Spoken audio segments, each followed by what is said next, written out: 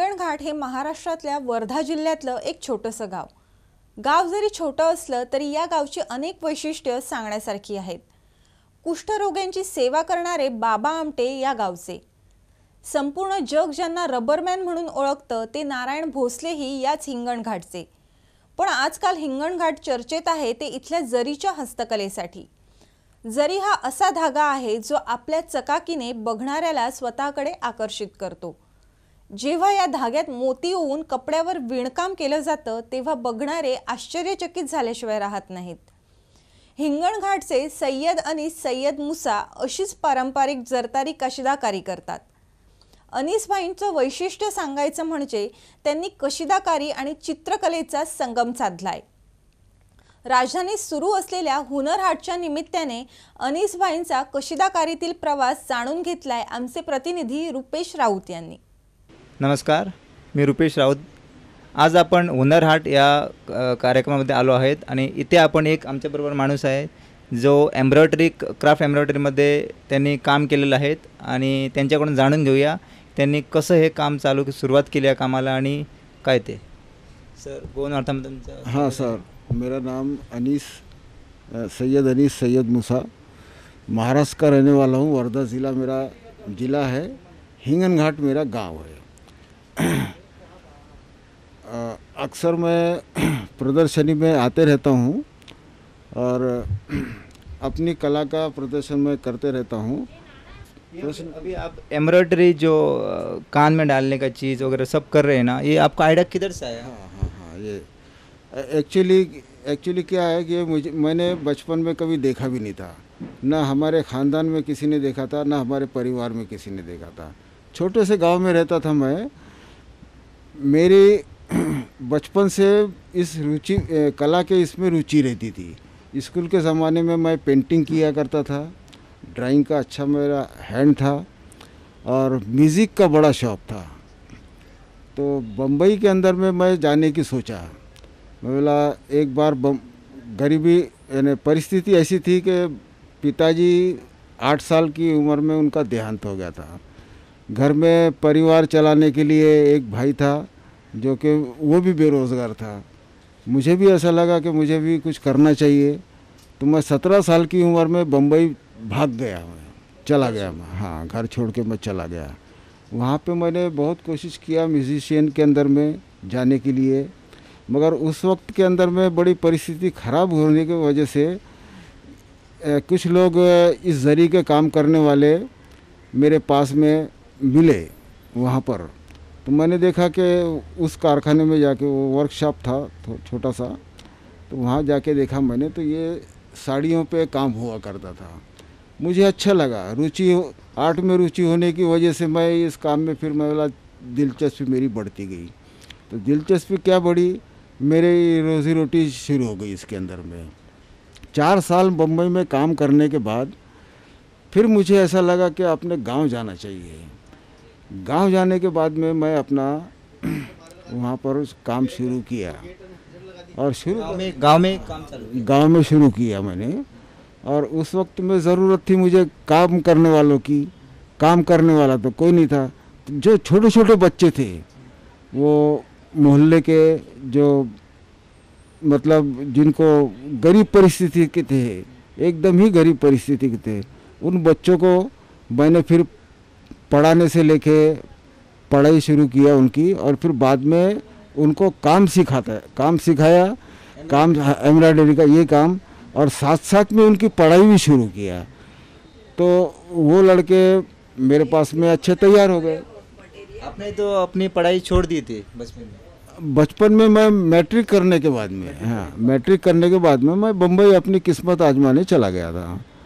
तो उसके बाद में मैं जब गांव में काम शुरू किया तो बच्चों को मैंने कुछ ऐसे लड़के ढूंढा जो गरीब परिस्थिति के, उनको पढ़ाया भी, और पढ़ाने के बाद में वो ग्रेजुएट हुए। ग्रेजुएट होने के बाद में मेरे 3 लड़के पुलिस में हैं। हाँ, मेरे सिखाए हुए लड़के। तो आज वो बेचारे जहाँ भी मिलते हैं बड़ा मेरा नाम लेते हैं। उनके ख़ानदान, एक परिवार का आदमी नौकरी पे लगने के बाद में पूरा ख़ानदान को सुधार दिया। मैंने कई लोगों को मैंने काम सिखाया। और फिर जिस प्रदर्शनी में मैं जाता हूँ महिलाओं का बड़ा इंटरेस्ट रहता है इसके अंदर में, कशीदाकारी के अंदर में, एम्ब्रॉयडरी के अंदर में। मैं वहाँ भी सिखाता हूँ। मैं पूरे भारत के अंदर में कई जगह मैं घूमा हूँ। अब अभी भारत में अभी कितनी जगह पे आपकी कला की प्रदर्शन कर चुके हैं? लगभग मैं कश्मीर से लेके कन्याकुमारी तक और कई ऐसे Rajasthan, Punjab, Delhi, international trade fair, Singapore भी, हाँ सिंगापुर भी मेरा प्रदर्शन हो चुका है। हाँ, और वहाँ पर अभी आपको कितने साल हो गए भैया यही प्रदर्शन आपका, ये आप दिखा रहे हैं? ये मुझे तो ऐसा इस काम करने में 50 साल हो गए, मगर 30 सालों से मैं प्रदर्शनी के अंदर में काम कर रहा हूँ। और प्रदर्शनी में काम करने के साथ साथ मैं दिखाना चाहता हूँ कि मैं अपनी कला को जरी कला को कितना आर्ट के रूप में बदल सकूँ। तो उसके लिए मैंने नई नई चीज़ें बनाया हूँ। तो आप ये युवाओं को बोल सकते हैं कि ये कला में आप अपना करियर बना सकते हैं? हाँ हाँ हाँ। तो मैंने अपने कई लड़कों को ऐसा सिखा के उनका कैरियर बनाया है। और इसके अलावा महिला भी जो भी है, मैंने करीबन 4 से 5 हज़ार महिलाओं को सिखाया। उसमें से कुछ 500-600 महिलाएं आज भी काम कर रही है। वो अपने काम कर रही है, यही आपने सिखाया, उसमें से सीखकर अपना पेट भर रही है, अपना गुजारा कर रही है वो, इस तरह से। और आपको सरकार की तरफ से ये सब एम्ब्रॉयडरी आप सिखा रहे हैं, ये करे, आपको कुछ मदद मिलती है सरकार की तरफ से? हाँ, सरकार की तरफ से मदद मैंने लिया हूँ, मिली है। ट्रेनिंग सेंटर मुझे देते हैं, वो ट्रेनिंग सेंटर के मार्फत मैं उनको ट्रेनिंग देता हूँ। और फिर जो ट्रेन हो जाती है लड़कियाँ, उनको मैं अपने पास में काम देता हूँ और उनका बना हुआ माल मैं एक प्रदर्शनी में बेचता हूँ और उनका पेमेंट करता हूँ। तो इस तरह से मैं गवर्नमेंट की ट्रेनिंग चलाता हूँ। तो गवर्नमेंट की ऐसी बहुत सारी ट्रेनिंग है, DCH है, कल्चरल जोन है, MSSI DCI महाराष्ट्र गवर्नमेंट है। ऐसे कई डिपार्टमेंट मुझे ट्रेनिंग सेंटर के लिए लड़कियां देते हैं और उनको सिखा के मैं रोज़गार उनको दिलाता हूँ। आप उनका जो सामान बनाया हुआ है वो लेके आप बेचते भी है? ओके, इन्हीं का माल तैयार किया हुआ आज मैं बेचता हूँ और उनका पूरा पेमेंट मैं वो कर देता हूँ वहाँ पर। तो इस तरह से कई परिवार ऐसे पल भी रहे हैं।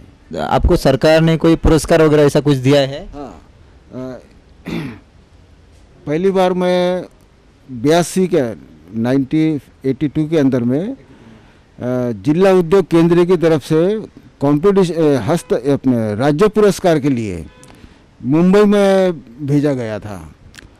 तो JJ आर्ट्स ऑफ कॉलेज में इसकी प्रदर्शनी लगी थी। तो अब इत्तेफाक ये हुआ कि पहले ही प्रदर्शनी के अंदर में मुझे राज्य पुरस्कार प्राप्त हुआ। जया बच्चन के हाथों मुझे दिया गया। जी हाँ, जी हाँ, 1982 में। और आपको एशिया बुक ऑफ रिकॉर्ड का भी कुछ पुरस्कार मिला है ना? उसके बावजूद मुझे शौक़ था अच्छी चीज़ें बनाने का इसके अंदर में। अच्छा, ये इत्तेफाक की बात है कि वो साड़ियों को जो काम मैं जो करता था, अब उसकी फैशन बदलती गई। बदलने के बाद में मैं कई साल बेरोज़गार रहा हुआ। और बेरोज़गार रहने के बाद में मेरे दिल में ऐसा आया कि नया कुछ करना चाहिए। नया करने के लिए मैंने बहुत उसके लिए मेहनत किया, प्रैक्टिस किया। तब कहीं जाके मैंने कुछ ऐसी चीज़ें बनाया। उसमें से एक गौतम बुद्ध भी मेरे हाथ से जो बना, हाँ, एम्ब्रॉयडरी से, उसको मैंने बहुत बड़ा पीस बनाया था और उसको इंडिया बुक्स ऑफ रिकॉर्ड में कंपटीशन के लिए मैंने भेजा। हाँ, तो वहाँ भी मुझे वो बहुत वो पसंद किया गया। और 2012 के अंदर में मुझे India books of Asia books of record का अवार्ड दिया गया। आप युवाओं को आने के लिए ये एम्ब्रॉयडरी में आपको उनको क्या संदेश देना चाहते हैं? युवा जो बच्चे एम्ब्रॉयडरी कला में हैं उसको मैं तो चाहता हूँ कि मेहनत करने से सब कुछ मिल जाता है और काम ही काम का गुरु होता है। ये मैंने सीखा हूँ। मुझे तो मैंने अपने दिमाग से ये किया हूँ, और जो नए लड़के हैं वो काम करना चाहिए। काम ही काम का गुरु होता है, मेहनत करने से आगे बढ़ता है आदमी। और कला में जो है, जो रुचि अगर रखता है तो उसको उसमें रुचि में घुसना चाहिए, उसके अंदर तक जाना चाहिए और निराश नहीं होना चाहिए।